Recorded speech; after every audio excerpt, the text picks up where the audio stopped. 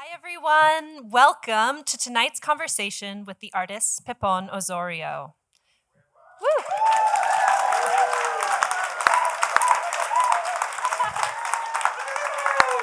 Woo!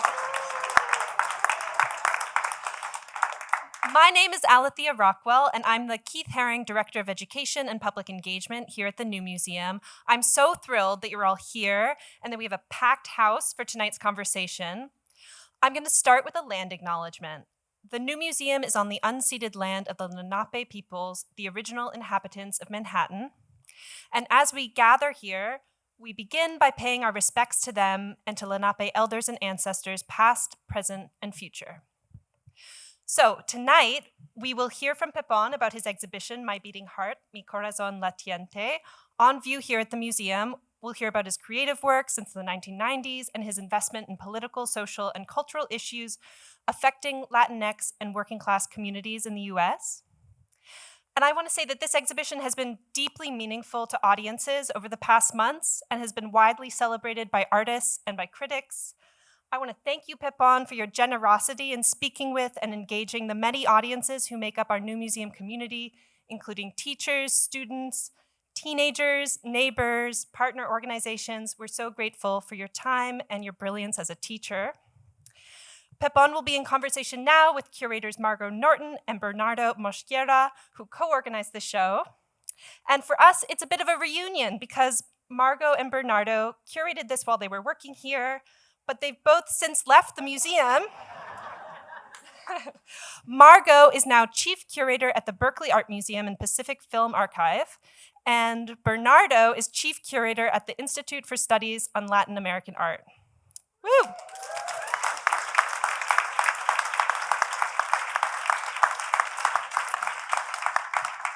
The three of them will speak, and they will also open up to your contributions and your questions at the end. So if you haven't seen this amazing show yet, or even if you have, please go experience it after the program. We're open until 9 p.m. tonight, and it's on the museum's second floor. And the exhibit closes this Sunday, so enjoy it while you can. Before we get started, I'd like to thank the New Museum education staff who make these programs happen, Austin D. Bose and Derek Wright. Woo!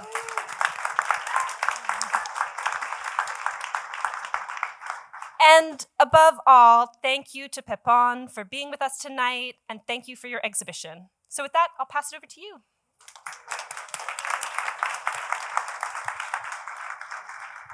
Thank you so much, Alethea. Thank you so much for the team at the New Museum for putting this exciting event together, and the amazing community day last weekend too. I kept hearing from everyone who was there, but also throughout the run of the exhibition, I've never heard so much Spanish spoken at the New Museum, and I have to start.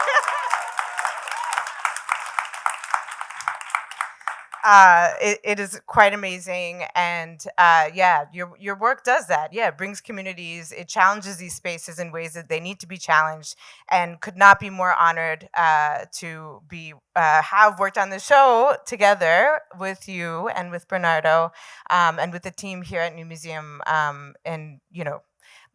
As you know, your work was a very early inspiration for me, so it's quite a fitting show to be the last after the 12 years here.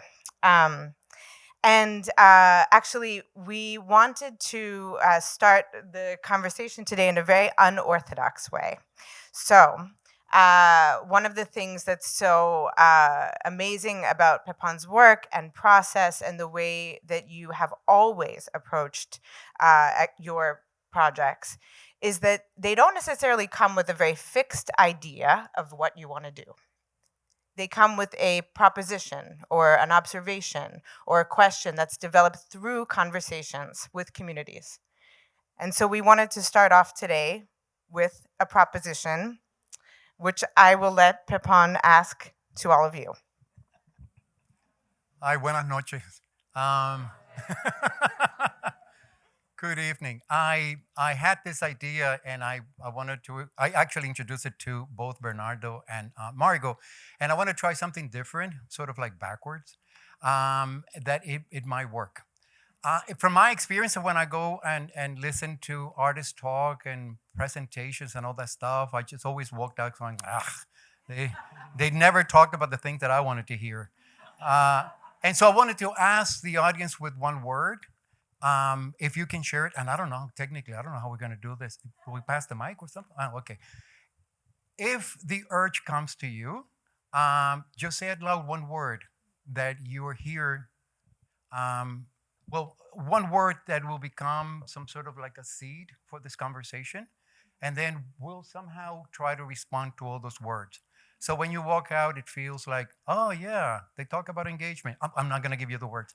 I'm not kidding. I'm not making this thing up. I'm just a really funny guy. And the more relaxed that I am, the better off, the more information you get out of me. And so if you have the urge and if you want to share with us, just tell us one word.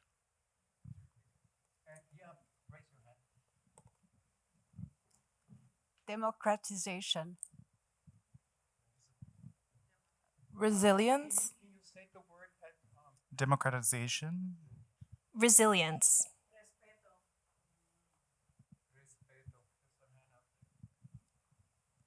Curiosity.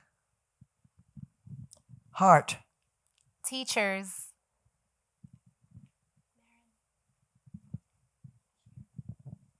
Piñata. Love.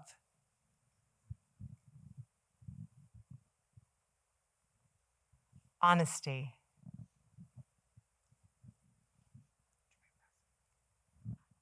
Agency.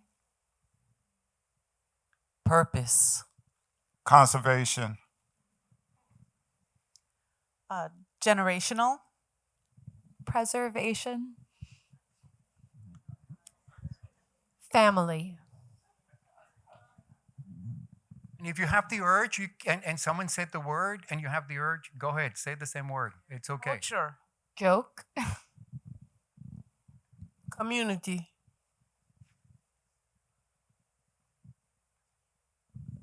Deranged. Accumulation. Ancestors. Process. Rest. Journey. New Eurekan. Healing. Combs. Future. Creativity. Medicine. Community. Legacy. Corazón.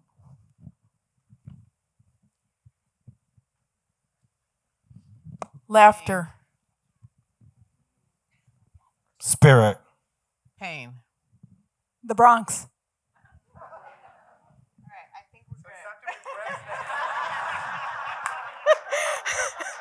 I filled a page.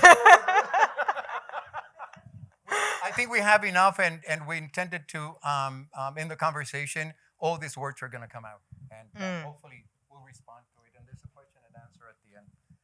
Can you hear me? Yes. Okay, good. I just wanted to start by saying something really, really quickly. Besides that, I love these two curators. I think that when I received the invitation for the show, I had a long conversation with both Margot and Bernardo, and the idea that I wanted to have the show. And by the way, I don't have many shows. I always said that I am the most loved artist with the least amount of show records. I don't have many shows.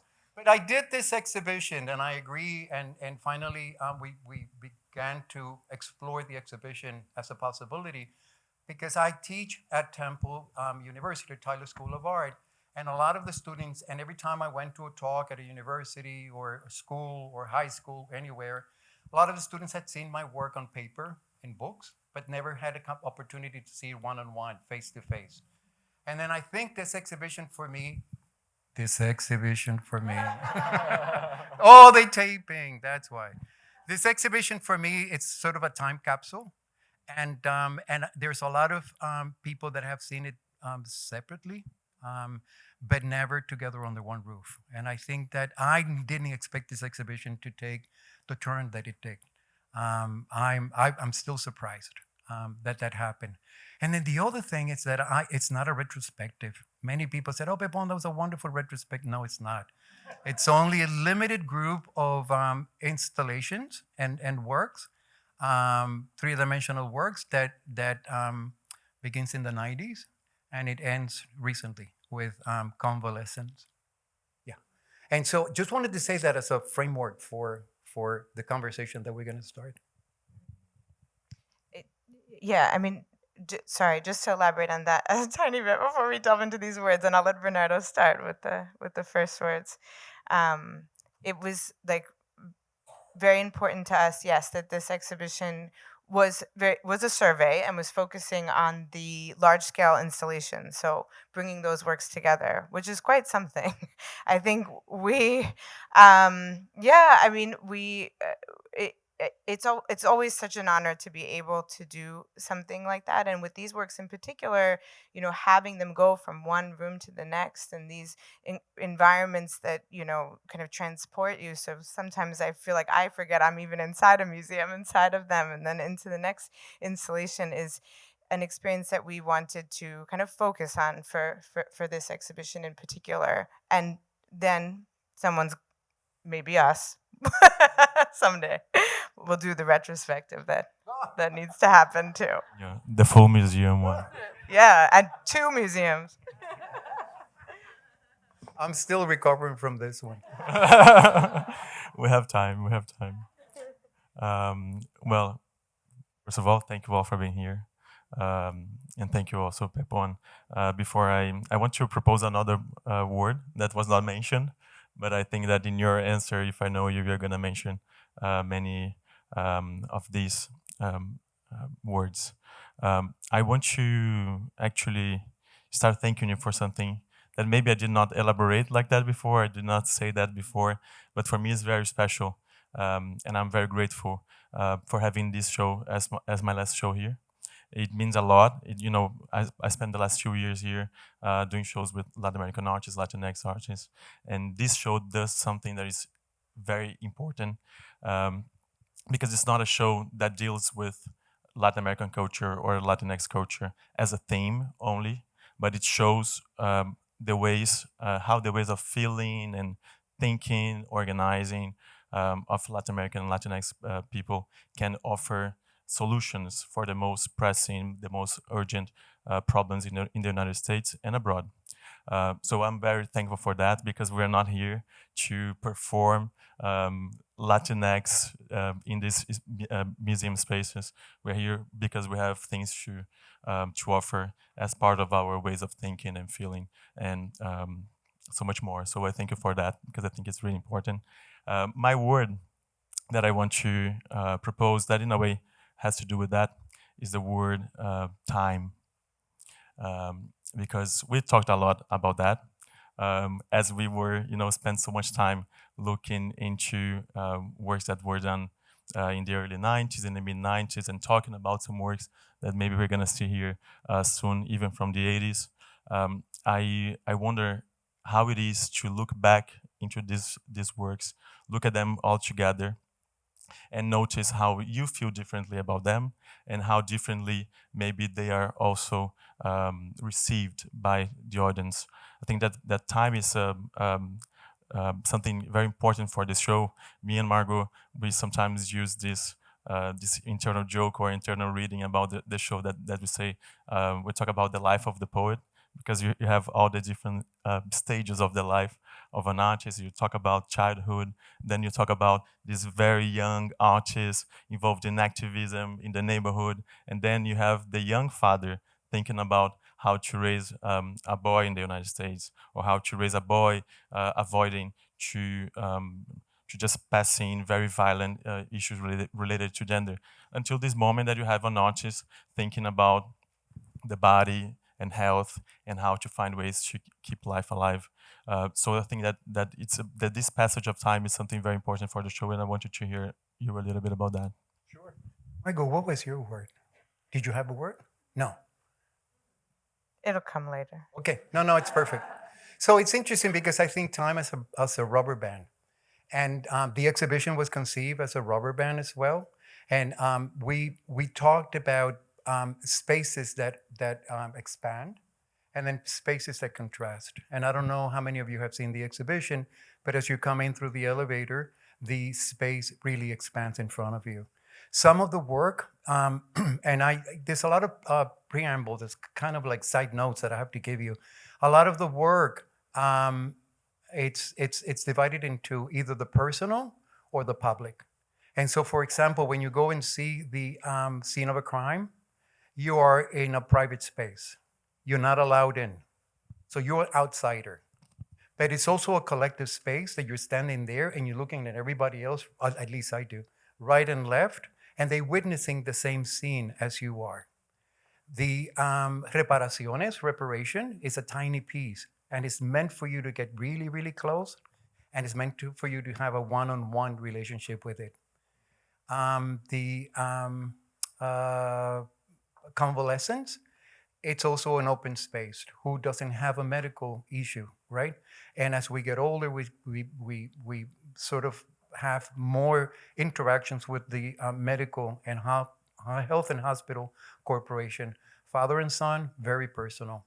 You move back, you're not allowed to have a relationship. I mean, you're not allowed to go in and disturb the environment, but you do have a triangular relationship with that space. You're standing here, you're looking at the Father, you're looking at the Son, and at the Son, and then at the same time that you're there standing, somehow memory comes to you.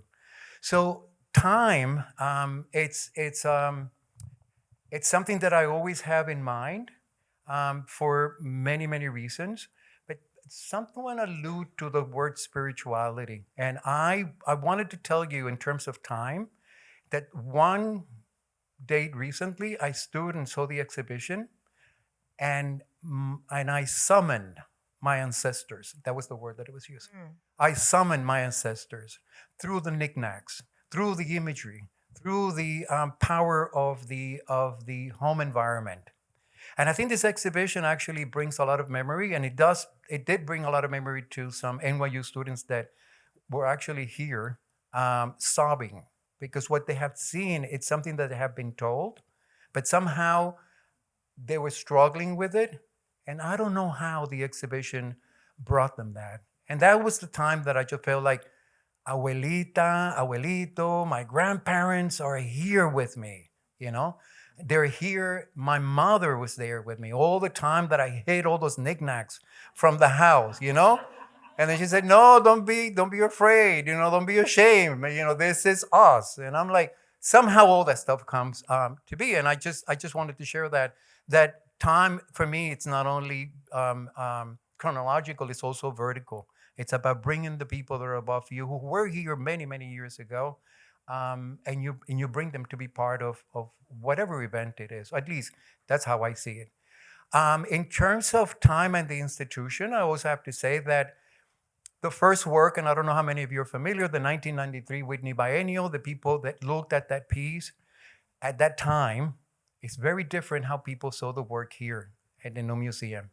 Somehow, collectively, we have had, I'm sorry for the redundancy, but collective experiences, all of us from all different races and culture, that had made us somehow a little bit more empathetic to someone's story. The father and son, when I made that piece in Newark, Janet, that piece was work that you saw the father, you saw the son, and the responsibility to each other, and them as a subject. Here you see the work, and many people have seen it in this perspective. It is about the institutional racism, massive incarceration. So somehow the fathers have in terms of time, have created a different sphere in front of you. And then the issues become a little bit more different from where they were originally shown. I don't know if I answered the question with time, but that's just basically what comes up. Yeah, of course. I feel like there's this moment in the exhibition. I love how you talked about this rubber band, where you step from the badge of honor piece into the barbershop, where you can walk through the space. And it's like right after scene of the crime, right after the barbershop, where there are these environments that you can look inside, but that they're closed off. They're exactly what you mentioned about being the private spaces. And then the light is brighter and you step inside the space, and it also like really does transport you like a portal into another place.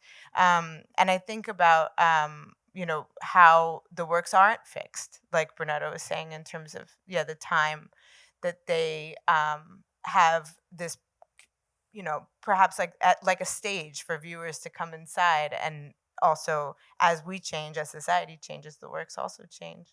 It's fascinating to see those changes. And I always love doing talks at the end of a show for that reason, and all of the I don't have a control issue, but I love guiding the audience through the space, and Badge of Honor was the turning point, and also in the middle towards the back, where you go into the barbershop and you feel like, whoo, the world has opened for me, because it is a dark piece, and I say so myself because I went to depression after I made that work. But then the idea of the light, the idea of opening, the idea of expanding the possibilities, but also in a very serious way, because even as joyful as La Barbería, the barbershop piece is, it's very, very serious at the same time. I also wanted to say that scene of a crime is seen from a femicidio. How do you say that in femicide? Femicide, thank you. From a femicidio perspective these days. And the barbershop is also the responsibility and the absence of men in families and in the life of their children. And that's a reality that we cannot deny throughout the cultures.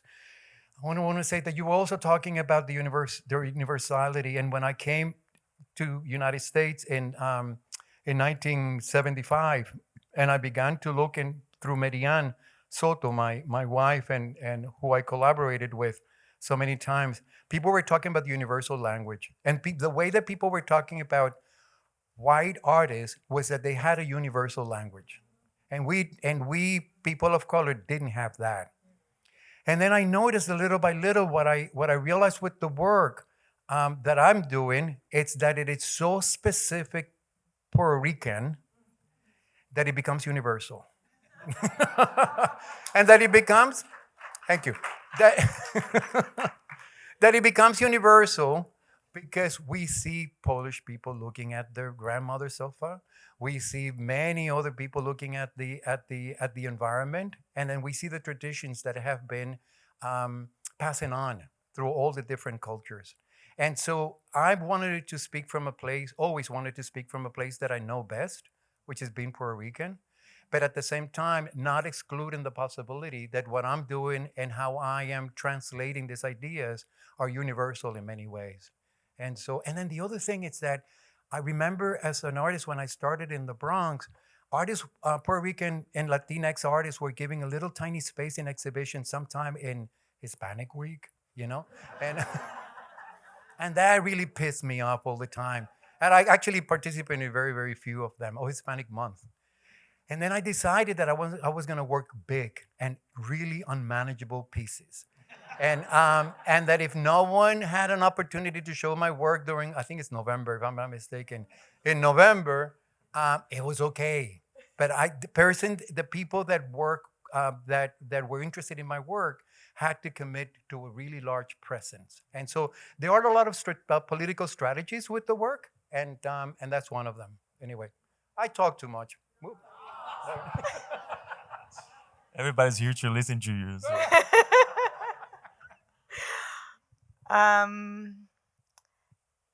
I'll get to my word later, but one of the words that kept coming up, perhaps with slightly different meanings though, heart, love, corazón, and of course the title of the show, My Beating Heart.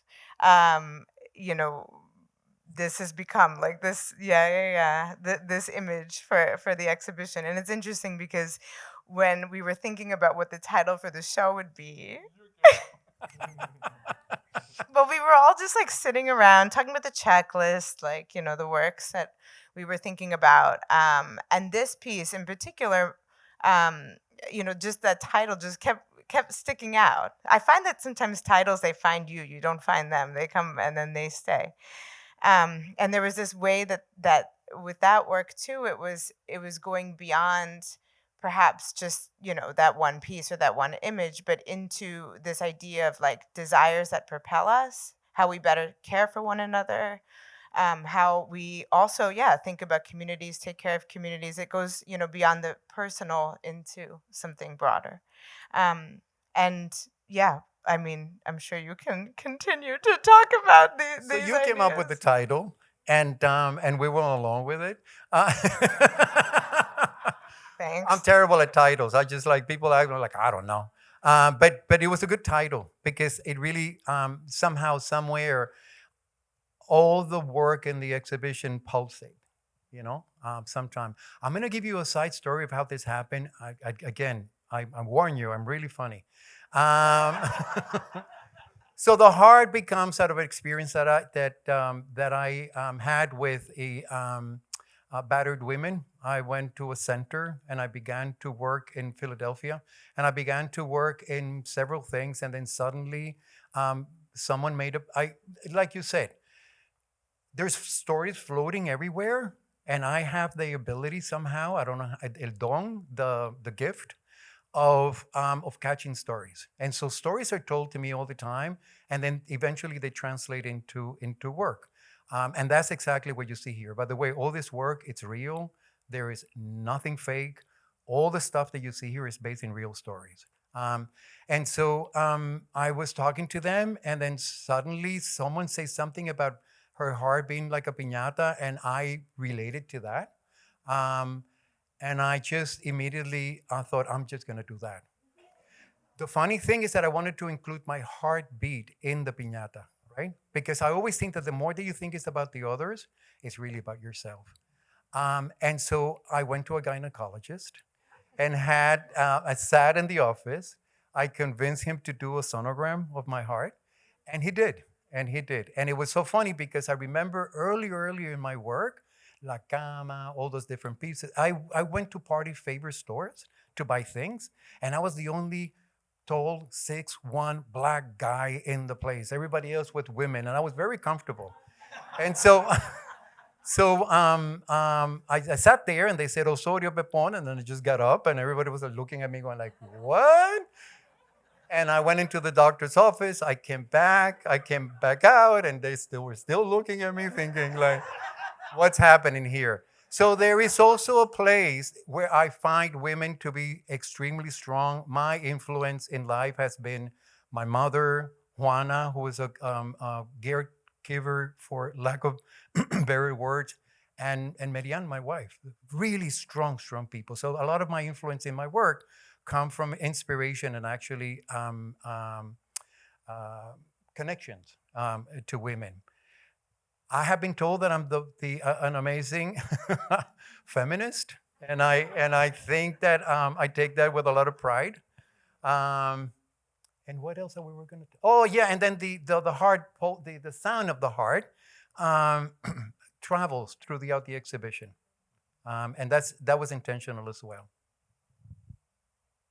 Yeah, I think the presence of this respect to the power of women, especially in relation to family, is very present in the show, especially at this corner in which we have the new works, the new small works. We have Scene of the Crime, then Badge of Honor, Lonely Soul. All these works are guided by this idea or this feeling for sure.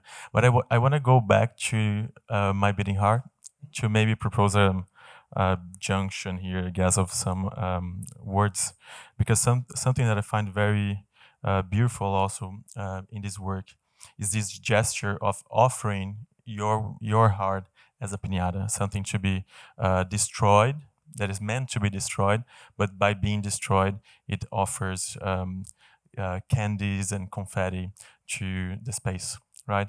And in a way, there's nothing there's no better image for the work of an artist sometimes, right? But there is one beautiful thing about this work too, which is the idea of an offering, in a way, offering your heart as your work, which is something that is also present in convalescence, the idea of the offering. And this kind of tension, let's say, of faith, I think is really present in the show in different ways. We have for sure the repetition, for example, of the image of St. Lazarus that is in the show in 3 different works from 3 different times. That is something very important for you. We have so many Odysseus and saints. We have this story that you were just telling us about summoning ancestors and spirits. I wanted to, but I also know that you don't believe necessarily in religion, or this is not something that is something so. In the traditional sense. In the traditional sense, for sure. But I know that the faith, the courage to believe, is something that is very present in your work, not only in the spiritual sense, but also in the sense that believing that things can change, for example, which is an important kind of faith. So if you could speak a little bit about faith, could be nice. Yeah, so lately after making, is that the piece that is go? Yeah, after making this piece, Convalescence, which was an experience that I had, an unfortunate experience that I had. I'm okay now. I began to look at the word healing, and I am convinced that you do heal until your body tells you that's it. I'm not healing anymore. I'm done. And that's funny. I'm the kind of guy who saved the best jokes for the wake. So,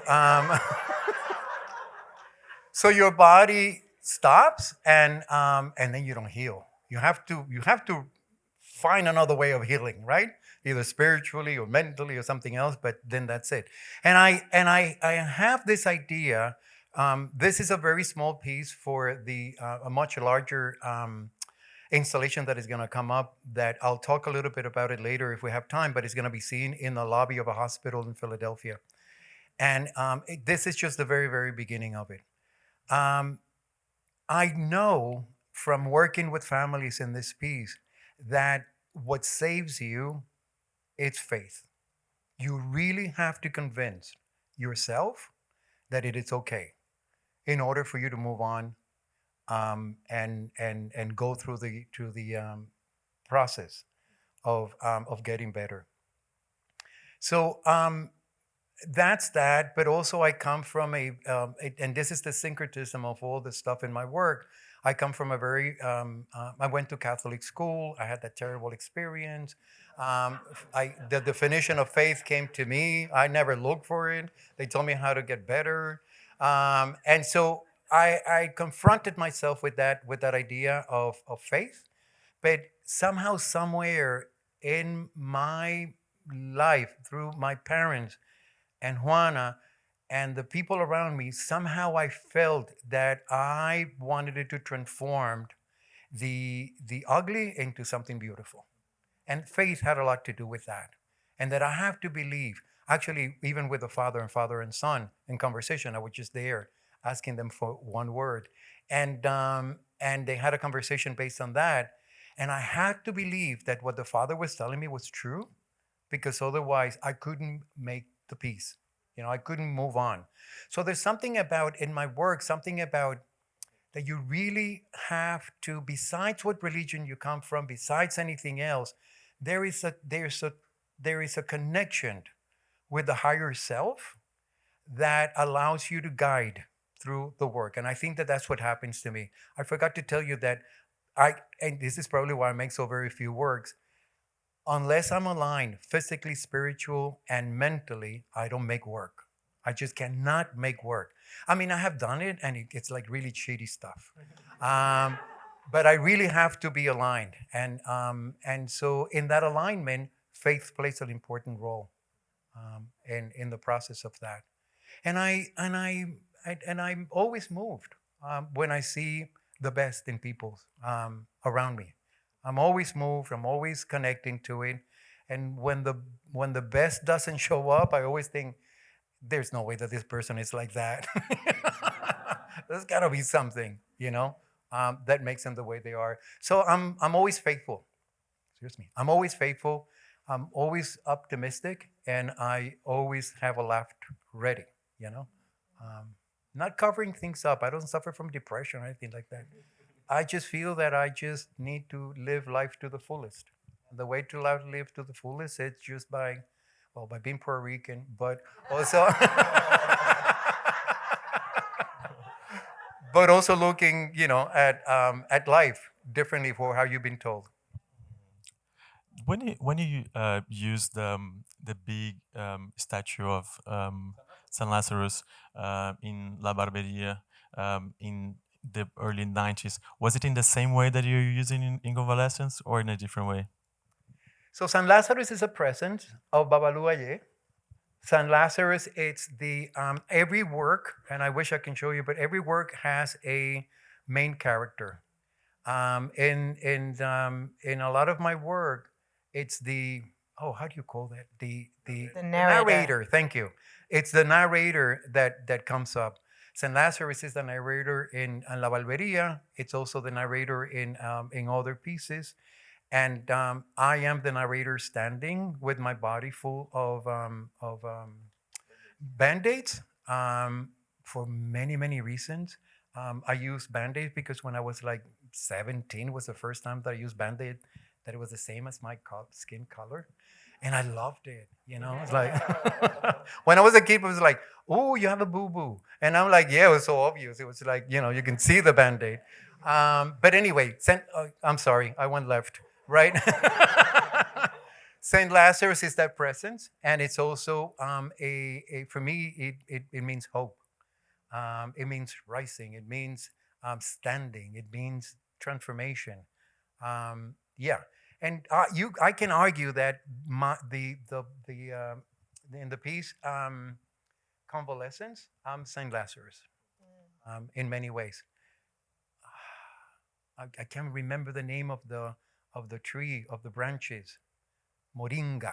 I don't know how you say that in English, but the moringa, which are this tree that has a lot of healing potential. Yeah. So Saint Lazarus comes up in convalescence. It came up because it comes to me. I'm attracted to that figure. When I was in the hospital, at some point, I had a bad knee. My aunt came in, who was my inspiration in New York City, Anna, and she brought a little San Lazarus, and I still have it in my. I have a little altar at home, so I still have it there. So San Lazarus has a very, very strong presence. It connects to this word resilience that also came up that people were talking about, and I love how that also connects to how you've also described the heart as also having been broken and then kind of glued together. Something that has been broken and fixed, but not necessarily back to its original state, but it keeps going. Yep. And in convalescence, if you look at all the knickknacks, they're all broken. And so I'm getting to that place where I'm breaking and putting things together again, which you could tell is, one can argue it's a childhood memory. Another word that came up a lot that I want to make sure that we talk about, actually twice, the word community came up, but also kind of connects to this idea of process, which is another word that came up too. I think, there's a long journey, another word, behind every single work, which is something that, is certainly apparent in each of the works, but the process is one that, takes years. I mean, again, perhaps connected to that idea of why you show your work in few occasions, because that process is something that's so important in terms of how the works come about, that they're not also something that you come to fix. They continually evolve in the process of making them. And so thought it was perhaps a good time to speak about that word process that you can't necessarily see in the exhibition, but are behind every single work. And I'm happy to also switch over the presentation. Yeah, I was going to say, so this is not fixed, but I was thinking more than anything else, using reform as a way of telling this work. So the work community comes from, I didn't go to a museum until I was like 18 probably, and it just happened to bump into a work at the museum in Puerto Rico, which was called El Velorio. And I saw it by Francisco Yer, an impressionist of the early, help me out, late 18th century. And so this idea of gathering people, which is basically what the painting it's all about, the idea of creating work not in a vacuum, it's always been important to me. And again, I've done work in the studio by myself, and trust me, it's not very good. I spend a lot of time sort of like grabbing that story. When I get on the subway and people tell me their story lives, like the whole thing. And I'm like, what do I have? That everybody just like telling me, like this guy, I should be intimidating everyone. And and it doesn't happen. So I hear stories a lot, and that's what feeds my creative purpose, right? And so reform, it's and it always starts with me, and then it gets bigger and bigger and bigger to a point that sometimes reform was really out of control. This is 3 years in the making, this work. And I walked around, I biked a lot. I used to. Biked a lot in Philadelphia, and I saw the ghost of the school that had been closed. Reform is all about school closing.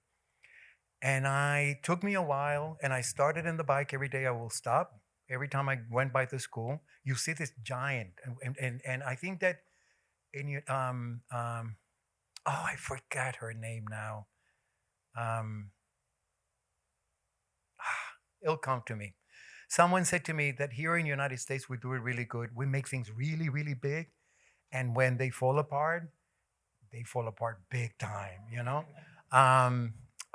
Grace Lee, you relate Grace Lee Bogg. And she was talking about the automobile plants in Michigan. In Detroit. In Detroit. And so there's this school, a huge structure, architecture structure in the middle of a community that it was obsolete. And everyone in the community around the school used to have their children there. And the idea, to me, the idea that you're in front of education, that you're in front of the school, that you're in front of these plans that were made for your children, it's obsolete and it doesn't work, was not acceptable. So I began every day to talk to the people around the community. I usually go around, people don't know that I'm an artist. I don't really look like the typical artist, but I go around and I talk and I engage with people.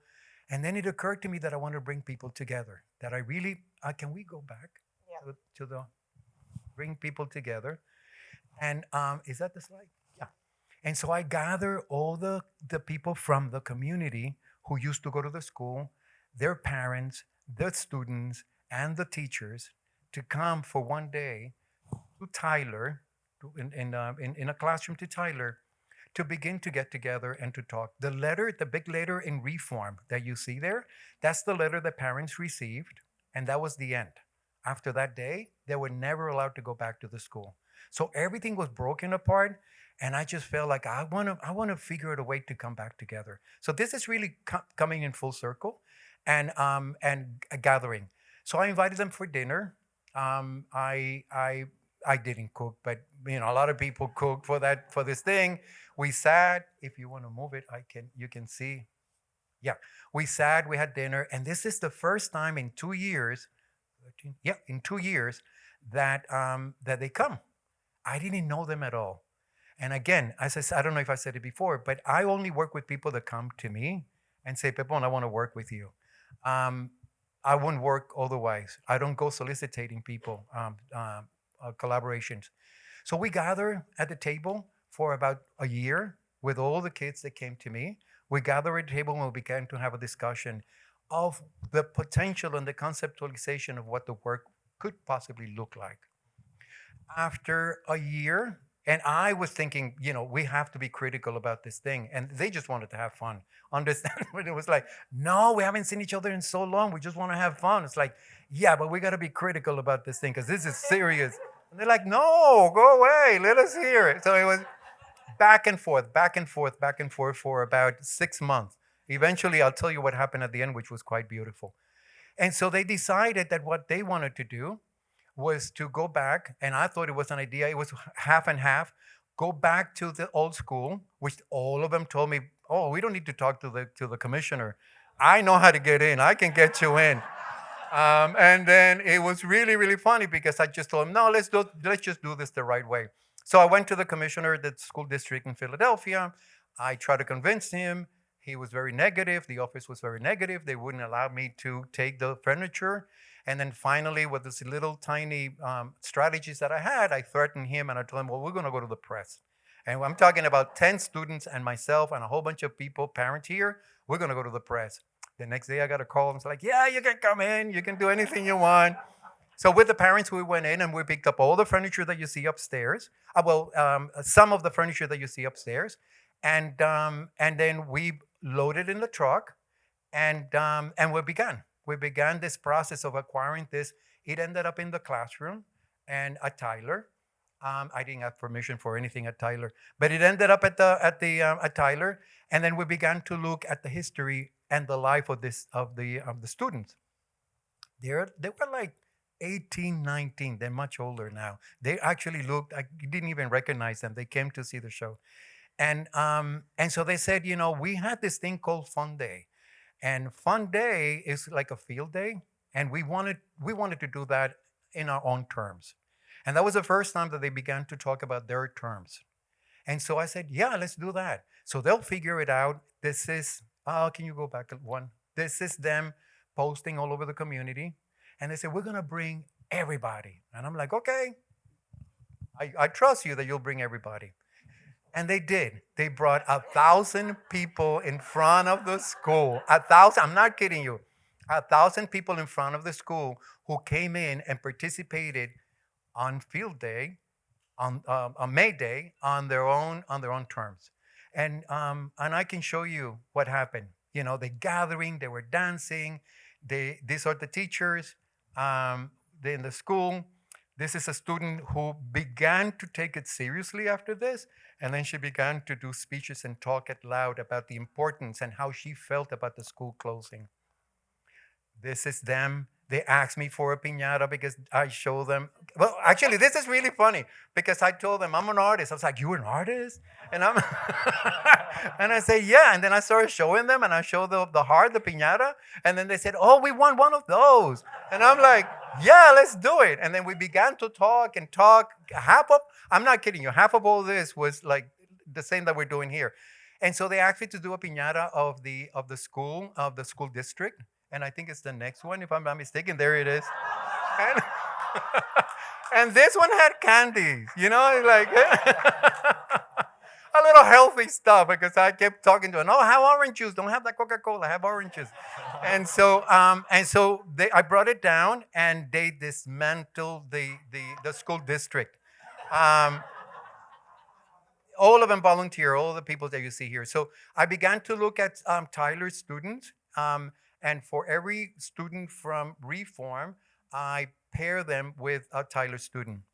Everyone asks me, but why aren't you doing this in the community? And I'm just thinking, we are in the community that higher education is the community that they are never, ever allowed to. And I'm not even going to get into the details.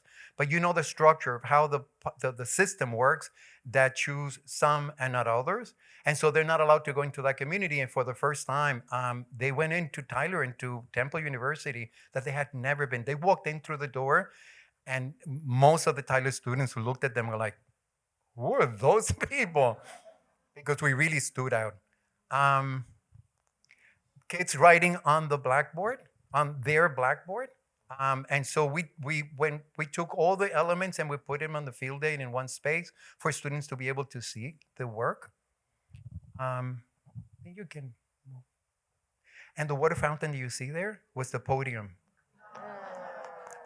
That was the podium. That's the art teacher. That's the art teacher who wrote.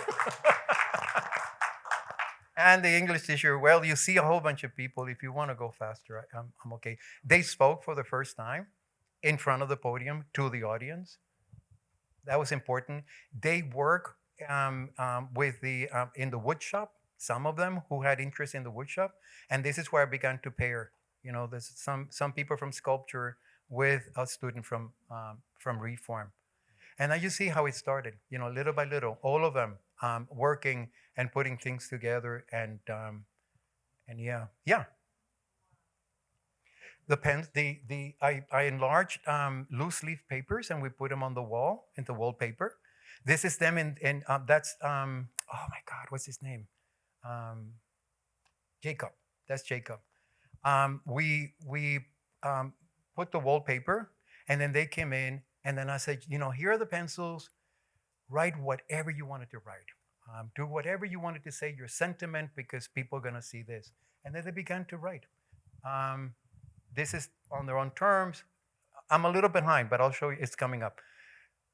People coming in, that's Jacob, and then here it is them writing on the wall. And we had the entire installation space and they were just writing and writing and writing. It took about 3 days. What Althea did here, it's gonna come up. This is the science teacher. She came in and work with them and organize the science space. This is the principal. Okay, this is the principal. And unfortunately, this is Tyvek, so we had to take the wallpaper down. And for this exhibition, we came up again with another group of students because the students that originally work on Reform, they're not 23, 25. And I brought younger kids that had lost their school. So we did exactly the same thing at Tyler, and we brought all the wallpaper, we put them on the wall, and Althea was the one who corrected. So all that red thing that you see, it's corrections made similar to the corrections of the English teacher. At the very end, I wasn't even around Philadelphia in the United States. At the very end, they figured out to do to go to the hearing, the public hearing. And that's the School Reform Commission, which is the same School Reform Commission that you see the little puppets on the installation. So each one of them researched them and did little puppets. And these are the real guys. And what you see on the very corner is Chelsea, who wrote the poem, When We Speak, You Listen, and her sister next to it talking in the public hearing to these people. They invited them, and then they came over. They were so curious. Scratch that word out. They were so curious. They came in and participated and looked at the exhibition. And so I told them how to treat people. They were really mad. They were really mad at them. But they knew that they had to do this. And I'm glad they did it without asking me. They just went in, signed in, and basically did the whole thing. And I coached them a little bit, you know, give them juice, have some cookies, napkins is always good. And so they invited them and had all that stuff displayed, and they spent a lot of time, and they actually got to see the installation. I was told that one of them was crying from the School Reform Commission, and Linoshka, that's her. And Linoshka came in and said, "Oh, you're crying. You should have seen my mother when the school closed." And that opened a whole conversation with them. Obviously you can claim anything, and definitely I'm not going to claim it. But the School Reform Commission dismantled shortly after the installation. Probably had nothing to do with us, but it was so obvious that they were not working properly. I think that's the last one. Yeah, that's the last one. So that's the process. It's a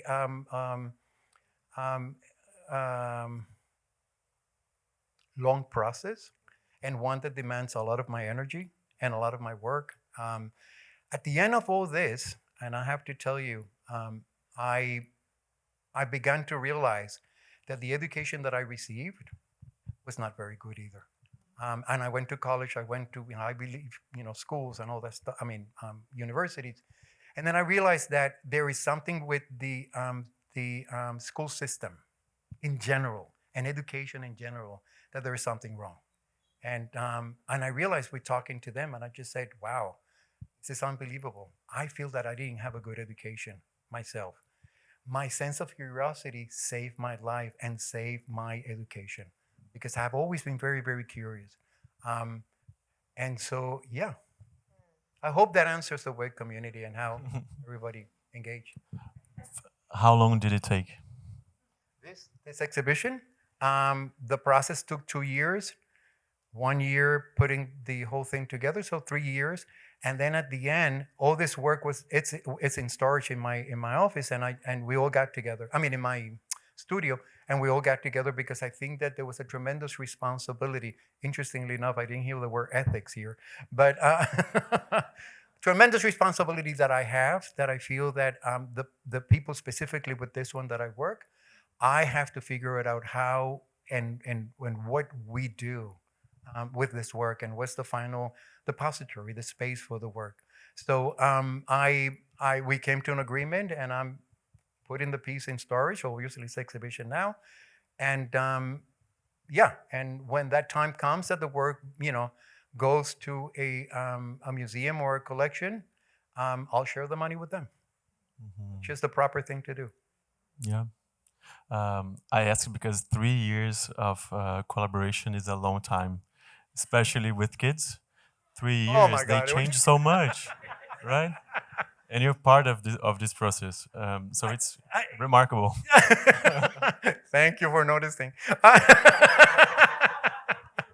I was shaken with this group of kids because they're not kids, young adults, because they were very, very demanding, very, very demanding. The way that I thought the traditional way of art making had to take the back seat because there was a different way of getting to that place of making art, and that was really challenging. And I'm always very intimidated by teenagers. I don't know why. I'm always intimidated by teenagers, and I always and this is very true. Not that we have not been saying the truth, but. But I'm always afraid when I do an opening in the community. I always think that people are gonna throw me eggs and they're just gonna kick me out. It never had happened, But I always feel like, oh my God, they're gonna hate this. Even though to the close knit of people that I work with, I show them the work first before it opens, and not in previews. I show them like a month before. This is the badge of honor. Everybody looks at the work and they're like, okay, that's nice, and then I get comments and then I show it to the general public. But every time I'm shaken. I'm always thinking that people are not going to like it. Pepón, we, in the process of researching, we found this amazing video of the 80s that I think it's so amazing. Could we show it? Because I don't think it can stay just between us. I think it needs to be shared. Oh, okay. This is that's it.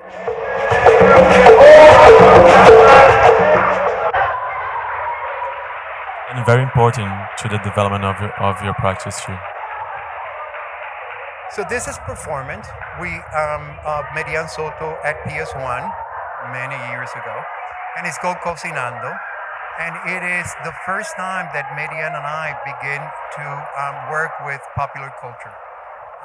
And we began to look at our experience as Puerto Rican and began to work with them. I have to say that Patty Brasho, who's here with us with the hat, it's also a major collaborator in Pepatian, which is another group that we started working.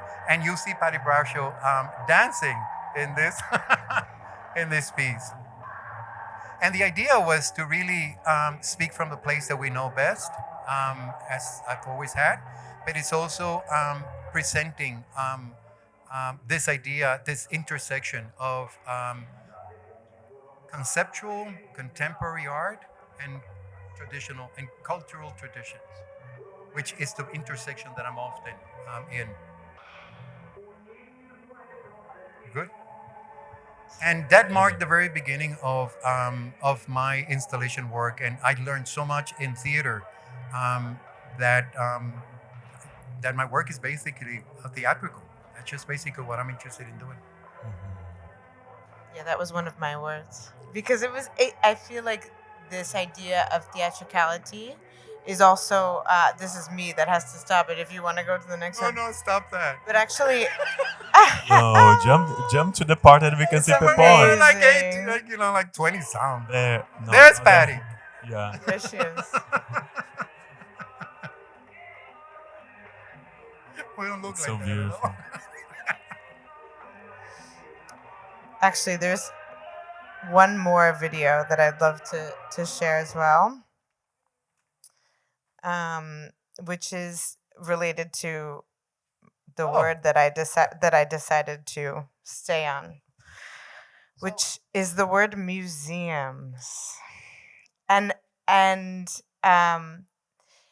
yeah, I one of the reasons I chose this word was also because it's the thing that I feel this show is such a big honor for that reason, for the relationship that you've had with museums, the way that your works have been experienced, and how you have always centered communities first in the presentation of the works, thinking about who audiences are since 1994. So this is if you give me 1 second, I'll explain. And now I know what you're going to present. This is an old joke, and those of you who heard me talk, I'll say it one more time. The 1993 Whitney Biennial, the scene of a crime came up in the New York Times, half a page of Art and Leisure, and I was really, really proud, really, really happy. Remember, there's a whole story before that, but fast forward, I come in, I have the New York Times, I show it to my next door neighbor, I knocked at the door, and I say, Luisa, who is the person who collaborated with me, and all the photographs in scene of the crime on the table, that's her family. And I said, Luisa, look, we made it to the New York Times. So I open the New York Times and I show it to her. And she was perplexed. She was like, and she kept looking at me and looking at the New York Times and looking at me. And I said, yeah, Luisa, it's a newspaper, the New York Times. I said, Pepón, what the hell is the New York Times? And so the wonderful lesson that I learned from her, it was a 360-degree turn for my practice, was that I wanted to present the work in the context of community.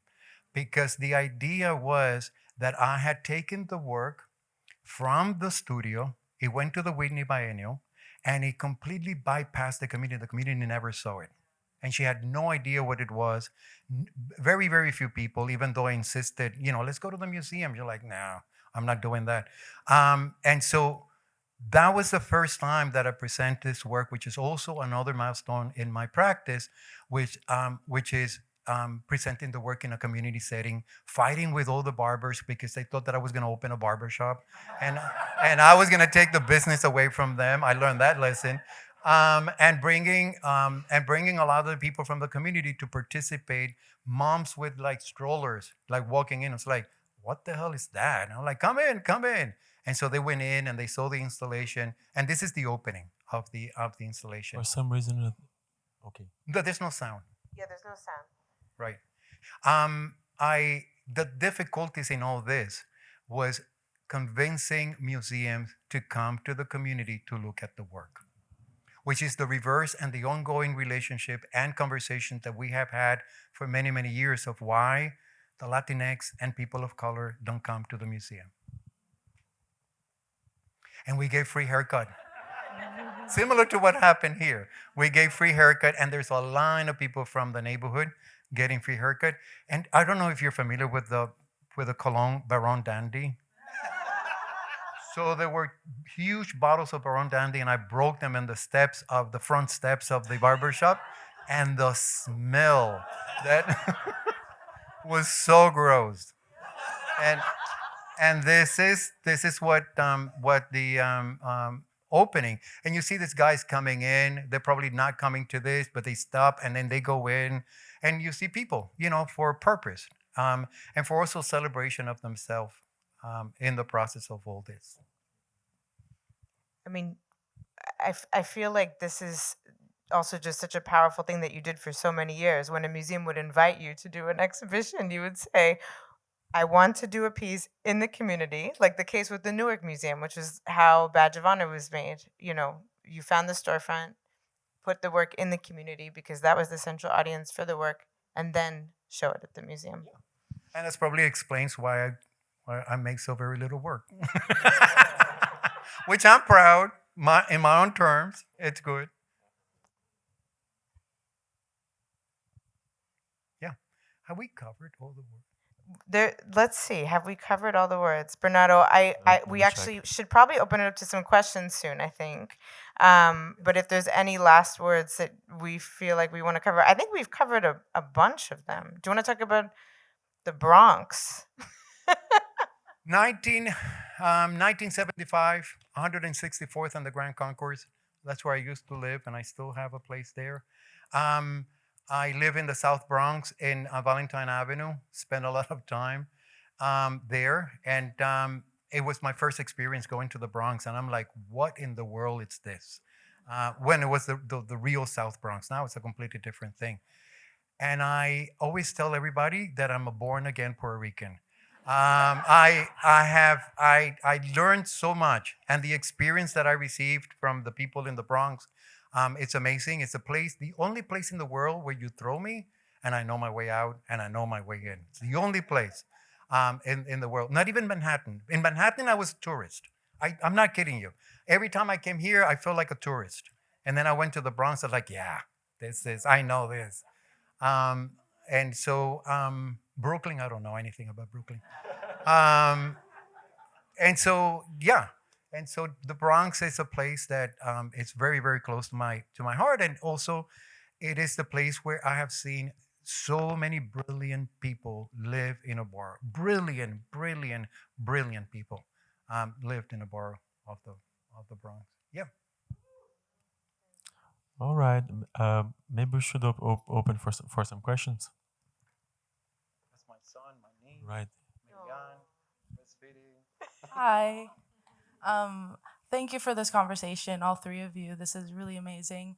And hi. So for me, everything is very impactful, but I would love to know a little bit more about the piece of the barbershop in the sense of, sorry, to backtrack a little bit. I told every single one of my male friends to come and see the show because I was like, whether you're a man living in this world, you need to see this show because it not only touches on human sensibility, but it touches on a man dealing with sensibility in a world that's very like chaotic and unjust. And I would love to know, sorry, I'm getting emotional, but but I would love to know just and your son and how that masculinity and how that changed your entire perspective. And I don't know why I'm crying, but just I was raised by my grandfather and by a lot of male cousins, and it's just so impactful. And so, yeah, I'm crying. Sorry. I'm okay. Everything's fine. Should we wait to answer the question till you? Thank you.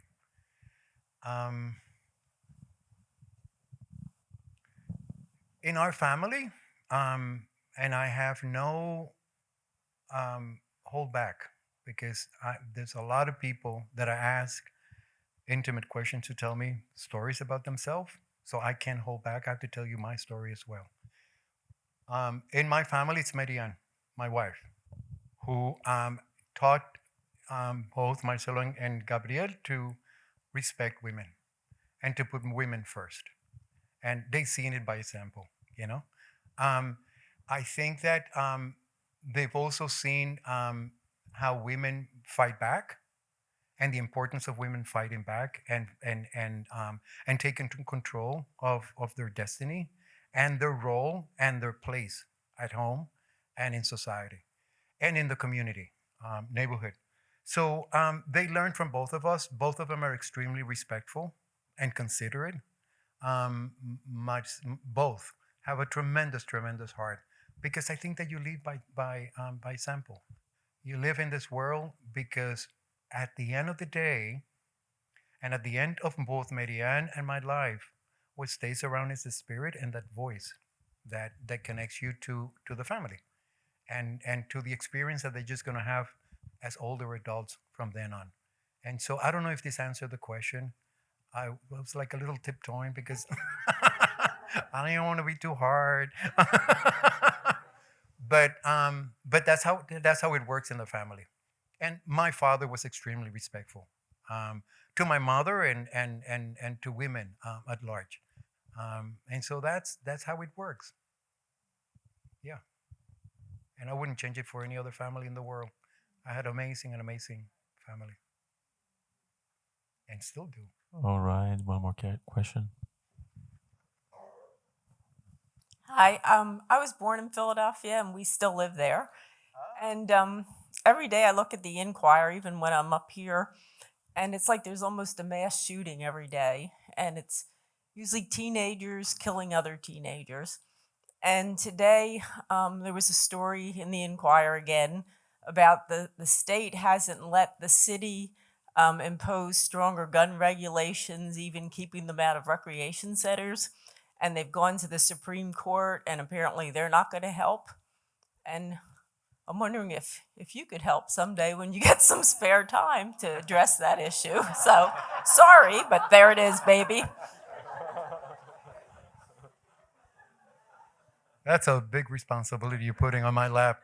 I think all this is happening for a reason, and there's no gun control in the United States. And the more that there's an attempt to do that, the less that it happens.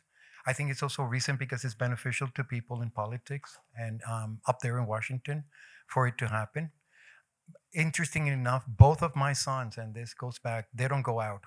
They really don't go out in Philly because they know that, something might happen. And so they stayed in their apartments, and no one is never secured, but that happened.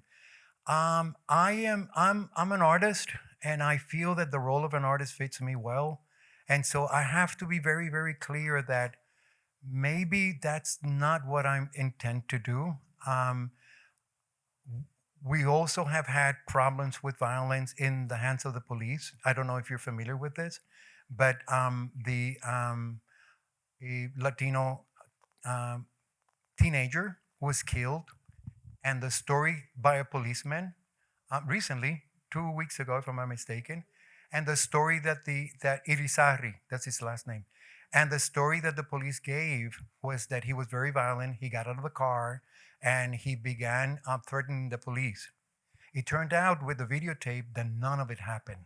He was behind behind a glass door and window, and then the police just basically shoot him, And right, exactly. And so I think that youth to youth, blacks to blacks, African Americans to African Americans, Latinos to Latinos, and Latinas to Latinas, that's one issue. But we also have a greater issue that we need to attend, and so there's that, Somehow, somewhere, the story hasn't come to me, and I'm not the kind of, will never go to the Irizarry family and ask them to work with. We'll never do that. I'm not that kind of an artist. But I'm waiting for the right moment and the right time. It's also scary because these days we don't have any guarantee of what's going to happen the minute that we walked out the door. We don't have any guarantee whatsoever. We don't know. So we live in a lot of uncertainty. Definitely, violence is one of them. Yeah. I don't know if I answer your question. I know I did answer your question by saying I'm not doing that, but no. But it's more complicated than that, and I don't think that 2 or 3 year project will resolve the issue. Yeah. All right. So I just wanted to I'm going to be quick because I want to hear from you, not listen to myself. So I have been listening to teenagers since 1987, mostly teenagers in New York, mostly boys. I just have to say the father-son piece that you did was probably the most beautiful art piece I've ever seen in my life. And because you not only captured, you clearly captured the masculinity implicit in that boy's room, but you captured so beautifully the tenderness of the boy, in particular, the father certainly, but also of the boy, and the tenderness of that relationship.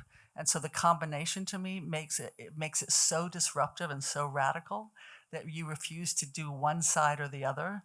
you present both at the same time. So I'd love you to talk about that. And I have to quickly tell you that I don't know if you know, in the 90s, among teenagers in New York, there was a phrase called wannabe Puerto Ricans. And so all the kids would talk about who's a wannabe Puerto Rican. And I just thought that was amusing. And I don't know if you remember that. Yeah.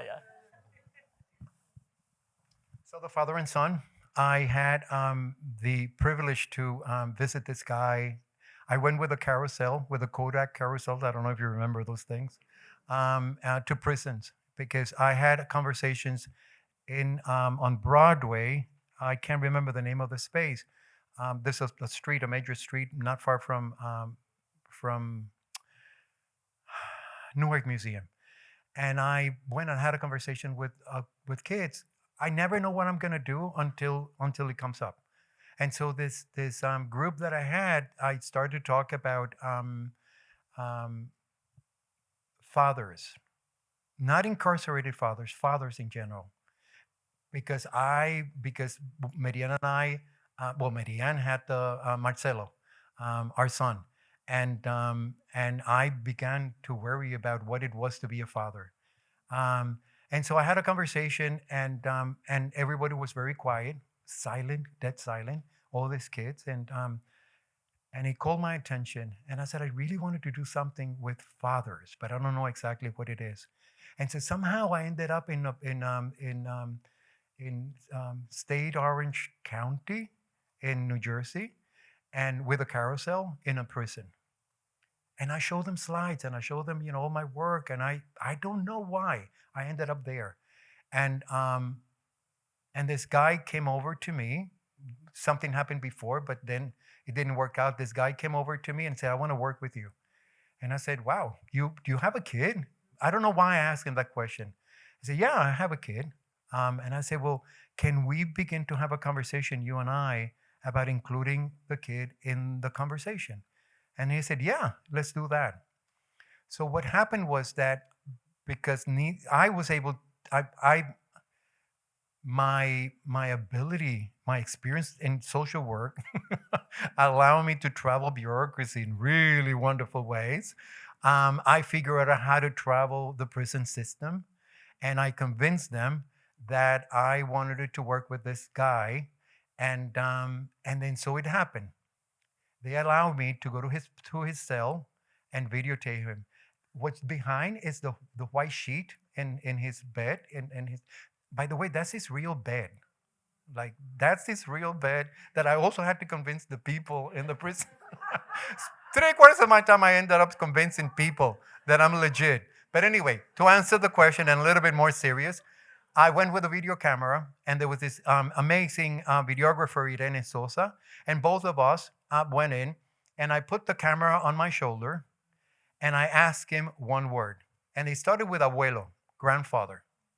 And he talked about abuelo and a grandfather, and that's how you hear the conversation. And then I went afterwards to the son home. And I sat there, and it was a little sad because the mother was there. He was in school. He came in, and he heard the father's voice through the recording that we had just did. So he sat there, and I had to explain to him what I had just done, but I really wanted him to see what the father had to say about abuelo. And so on this side, Irene and I put the videotape, and the recording. So he was looking at the recording with a white sheet behind his on the tape on the wall, and I was recording his reaction. And I said to him, "Talk to your father about what you just heard." So the father was talking, and he was responding to the father. 3 weeks. I have I don't know how many hours of archival footage. And then in a museum, obviously, you can't have anything more than 18 because you lose people's attention. So I brought everything down, and we edited everything to 18 minutes. That proud grandmother badge of honor that was given, the Purple Heart. These are words that I kept hearing them talk. And I just said one word, and then they just have this conversation.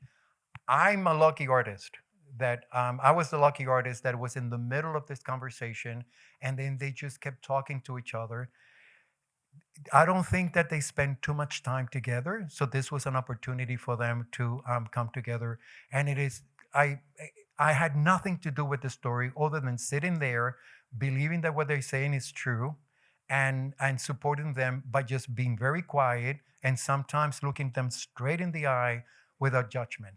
Um, and that's all I did. The rest of them was them. It's not orchestrated. It's not a choreographed story. They didn't read anything. It just came out. It just came out all the time. And so, yeah, by not manipulating the story. The beautiful thing is that we show the work at Ronald Feldman, and I also convinced the people and in prison to allow me. He was in a halfway house then. To allow me to take him, just cross over the Newark, the Holland Tunnel, and then just go to Ronald Feldman Gallery so then he can see the work. And we did something similar to this, the father, the mother, and I talking about the work and the son. It was absolutely beautiful. There's a side note to this. I lost contact with them. Evidently they moved. And I just still think that eventually at some point, if I say it enough, they'll show up. And I will give the son what he deserved for making this work. Yeah. No, I didn't mean that. No.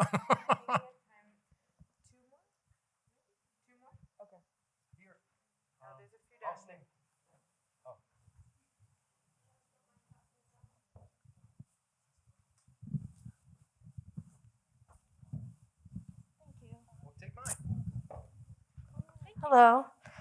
I wrote some stuff down that you talked about, and you touched a little bit about faith and how you have to always be aligned to kind of create, at least not shitty stuff is what you said, and I really connected with that, and so I guess my question is, you also briefly touched on the fact that maybe you were in a hospital. I can't exactly remember the context of it, but you said that you kind of have to believe other people's version of faith in order to have empathy.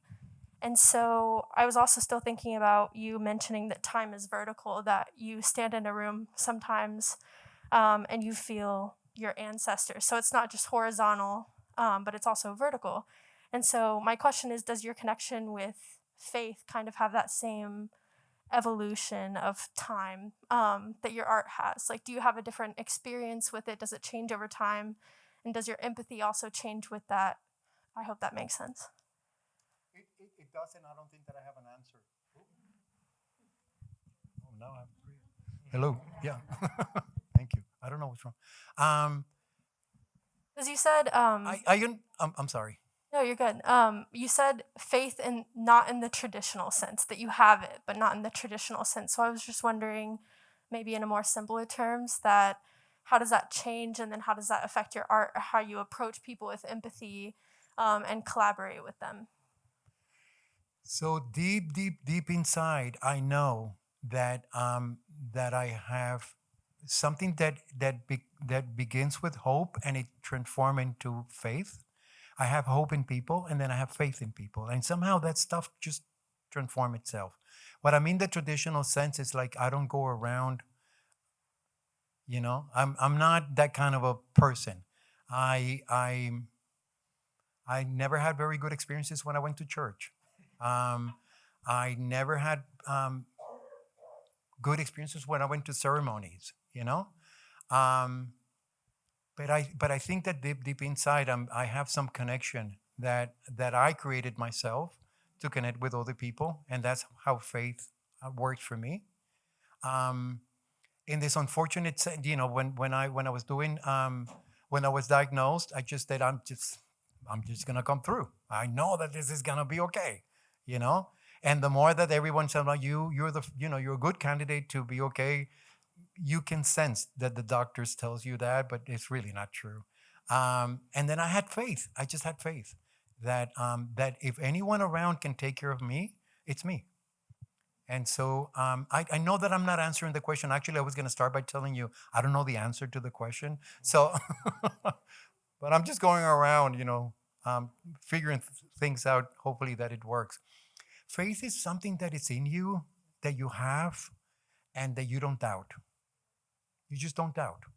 And it guides you to do the things that you do because somehow, somewhere, it's in you. And faith is something that comes from the people that came before you. And you really have to believe that that's true, that they were here for a purpose and a reason. Yeah. All right. We have one more here. Oh, okay. What in the installation on Philadelphia students, there were some recordings. So were those improvised or scripted? The other thing is, I was just wondering, since you're interested in social justice, I was wondering, are you connected with like social justice groups trying to transform systems right now on an ongoing basis? So it's not script. Nothing is script, except that Chelsea, the one who went to the public hearing, she I visited her at home because I wanted to get to know the parents, and we got to know each other.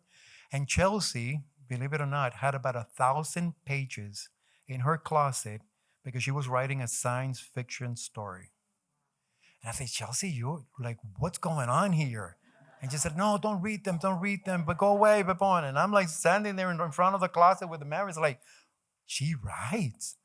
And she said, yeah, I write. And then later on, I convinced her that I could figure out a way so then she can publish the book, right? It never happened. And so Chelsea was the one who wrote the poem, When We Speak, You Listen. And that was the first time that everyone recorded. Most of my work, I don't spend time rehearsing, you know? I give them this thing. I know that they can read. I know they'll be able to read. And then they just read it. And then I just go stand and I just do it. Jacob, the one that wrote, do I have to die in order for things to change? One take. I'm not kidding you. That was one take. Had a conversation with him. Blackboard was behind. Chalk was in his hand. And I said, when you're ready to write, just get up, turn around, write it, and we'll record it. And then come back and look at us. One take. And then he just did the whole thing. And then when he wrote that down, I'm like, wow, I have to believe that this is true. And he wasn't making, I mean, you work with a group of people that have no idea. The father says it in the conversation. This is between you and me.